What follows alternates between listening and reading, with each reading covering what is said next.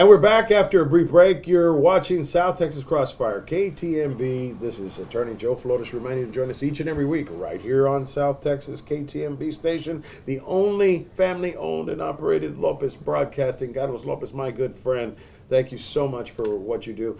And we have on somebody who it's been a long time, and we want to thank him for everything that he's been doing for this community. And that is my good friend, Judge Tim McCoy. Welcome, Judge. Thank How are you? It has been a long time. Y'all forget about me over there at Court 5. Well, what happens is you're doing such a good job and we don't hear any controversy. That's no news is good news, But I practiced over there as you did for several years. So you went in there with a lot of experience. Your opponent, man, it was a nail-biting election. I mean, we were like counting boxes right that night. It was if there's any time to shoot a bottle of whiskey, it was that night. But we won't comment on that. But anyway, so tell me what's going on with Court 5. Oh, we got a lot going on. It's a new day over there. I don't know if many people are aware, but the caseload at Court 5 is probably tripled, maybe quadrupled. Oh my God! Court 5 is a special court, as you know. We have jurisdiction over all the CPS cases, or Texas Department of Family and Protective Services. We all do all the juvenile criminal cases, as well as guardianships and JP appeals. Adoptions? Oh yeah. Connie's still around. I'm giving you a plug, brother. No, I do.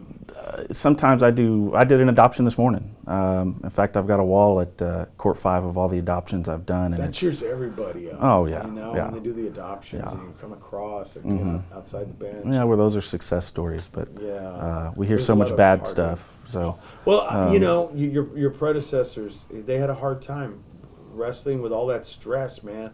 I mean, how do you deal with that when you have, everybody just thinks a judge is just like made of stone. I mean, these are real people that you're hearing real problems about, and how do you deal with that? Let's start with the juvie that introduced to the incarceration system. 12 years old, I've seen kids in shackles. I mean, it's disturbing. Right. Violent offenses and things. So, I mean, what do you do with them? There's not really a bond. No.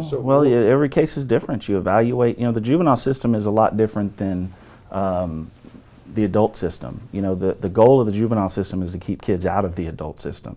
So there's a lot more focus on why kids are committing those crimes, and that's what we focus on and try to prevent. Kids don't. Kids are kids. They don't think about long-term consequences of their behavior till. With men, sometimes it's 25 years old.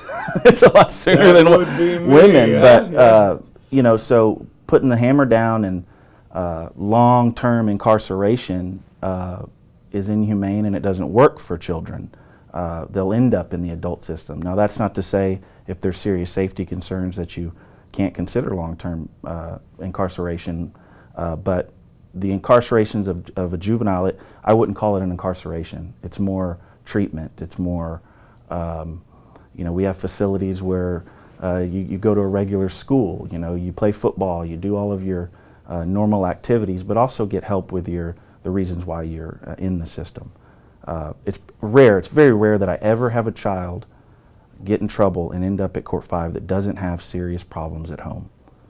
And it begins at home, so a lot of the time, sadly, I've seen some of these detention hearings where a parent's not even there. Oh, right, and we see a lot of crossover between that and our CPS cases. In fact, that's what at the beginning I was when I first started, we had I think a little over 100 new conservatorship cases filed in the year, which is a new CPS removal case. I think last year, we were well over 400. In the morning, we'd be defending the parents. In the afternoon, we'd be saying they're the worst people in the world. We would try to take away, and then we had a job where in the morning we'd be against CPS, and in the afternoon we'd be for. It depends if you were defending the parents. Now, when do the parents get a lawyer? During these CPS cases. I follow the statute strictly. When they ask. Well, in certain the child's always entitled to a lawyer, right off the bat. And if the parents request a lawyer, they get a lawyer.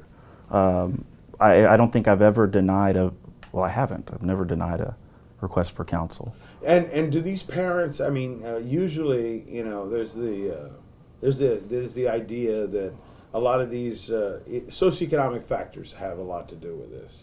Absolutely. There's the saying that you don't see the Hewitt Drive or the Ocean Drive parents there, and they may just be just as abusive. You said that the last time when I was true. running. I mean, I said, where are they? But they just may be. Abuse comes in different forms, right?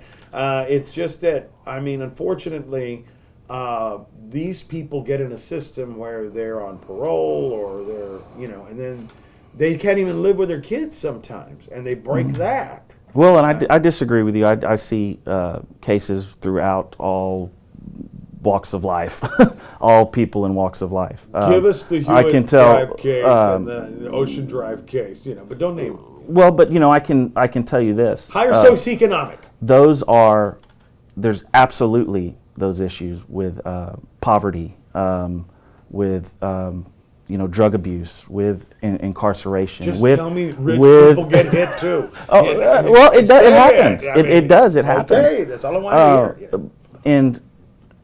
And it's a tough problem. So it's pretty rare.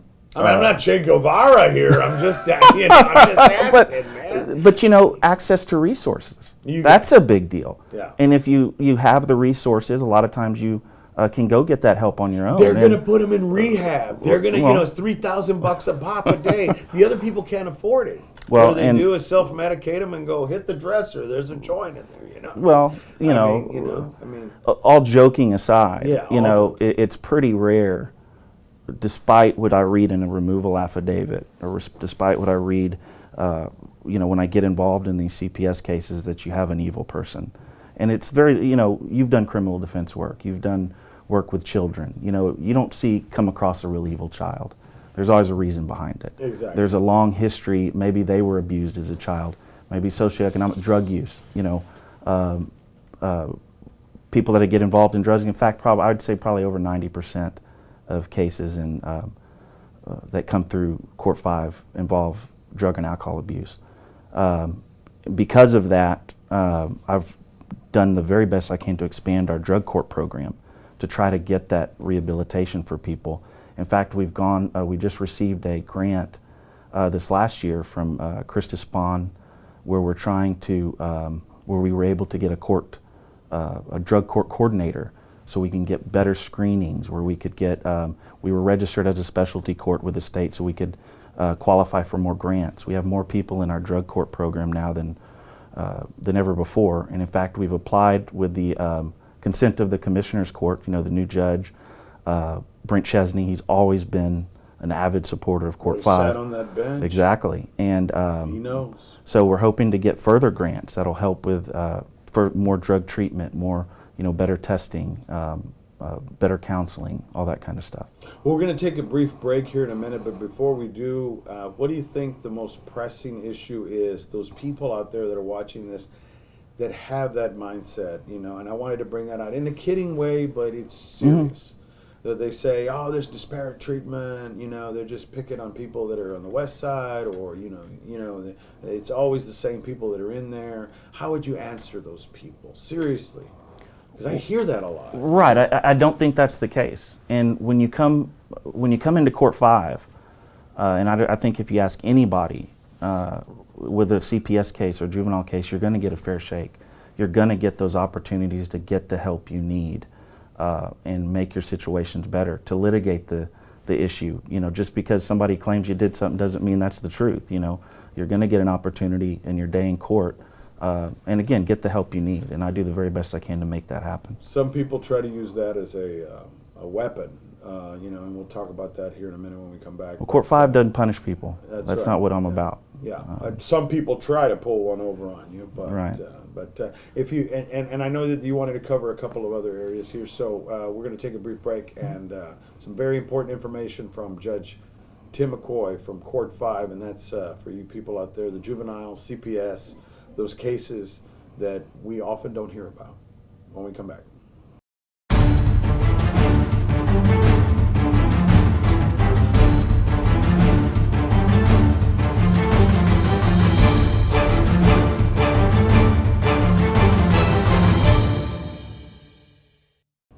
And we're back after a brief break. We're here with a good friend of ours that you may not have heard of in a while from here on our show, but it's very important. Court 5 Judge Tim McCoy, handling all of the juvenile and CPS cases. Welcome.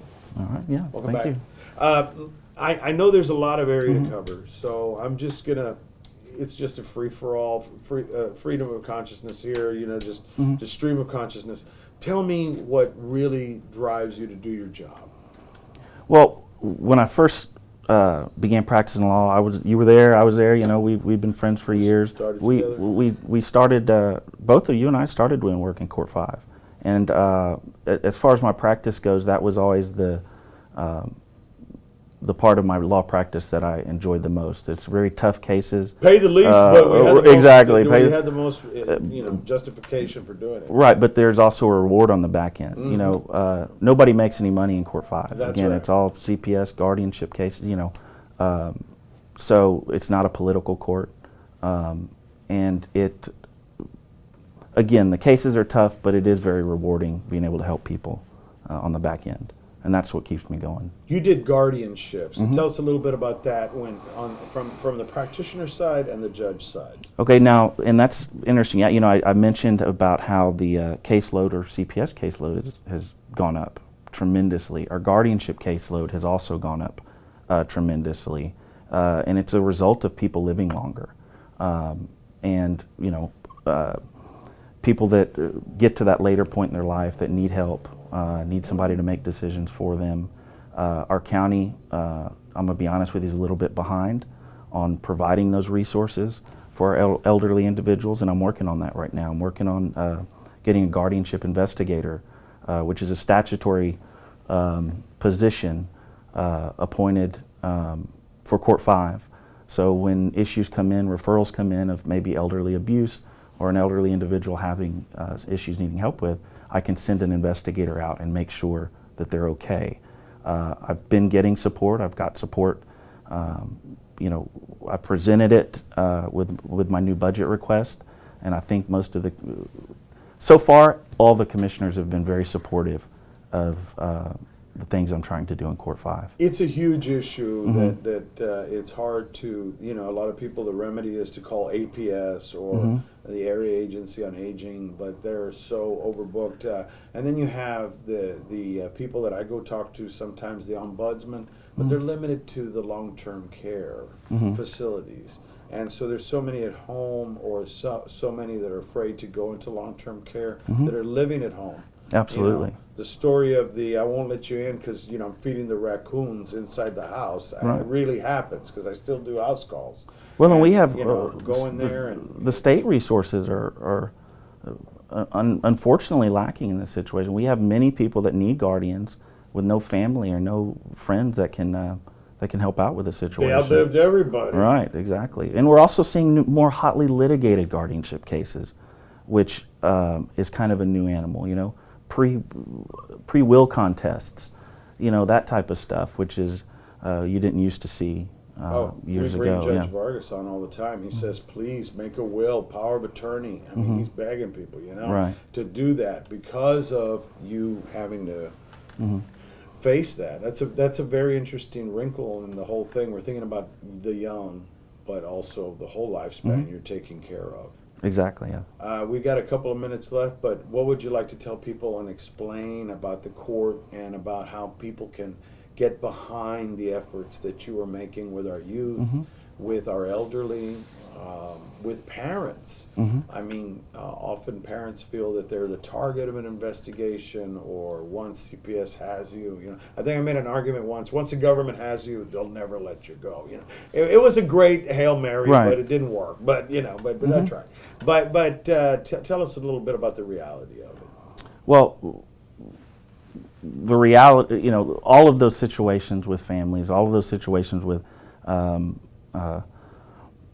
the reasons why a person might end up in a CPS court or Court 5, we're equipped to help you with, and that's my goal. Again, like I said, most of these situations, you're not dealing with evil people. You're dealing with families that need help, maybe socioeconomic issues. drug issues, all that type of stuff. The goal, and I admonish all the families that come into court, 5, the goal isn't termination of your parental rights. It's not the goal of the laws of the state of Texas, and it's not the goal of the court.